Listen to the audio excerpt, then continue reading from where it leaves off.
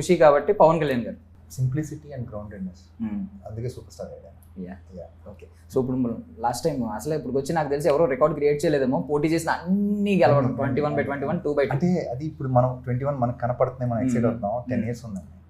10 years of super star వదిలేసి రోడ్ల మీదకి ఎక్కి జనాన్ని చేద్దాం అన్న రిజల్ట్ ఇది. ఊరికే ఇచ్చారండి, ఎందుకు అవుతాయి. సో మీకు న్యూస్ తెలిసిన వెంటనే నైట్ సూపర్ హ్యాపీ. అంటే the effort as put in, సొంత డబ్బులు జోబులో నుంచి ఇచ్చాను డబ్బులు. అది జోక్, అది చిన్న విషయం కాదండి. అది మీరు ఎంత అనుకున్నా కూడా, ఇప్పుడు అందరూ సంపాదిస్తున్నారు, మనసు ఉండాలి కదా, సంపాదించిన వాళ్ళు అందరూ ఇవ్వరు కదండి. So he has a big heart.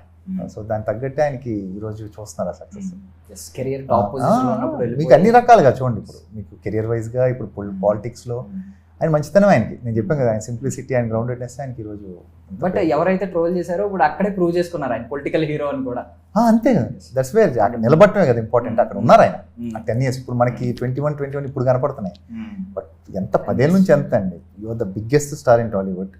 మీరు ఎన్ని వదిలేసి మీరు వెళ్ళి అంటే జనం కింద చేద్దామని అనుకోవడం, దానికి ఫెయిల్యూర్ ఫేస్ చేయడం. ఆయన గెలవలేదండి ఫస్ట్ టైం. రెండు కాన్స్టిట్యూన్సీ ఊడిపోయిన ఆయన ఎక్కడ ఏమాత్రం అంత ధైర్యంగా నిలబడి మళ్ళీ, అంటే ఆ రేంజ్ మీకు సక్సెస్ చూడలేదంటే విపరీతం సక్సెస్ చూస్తారు ఆయన.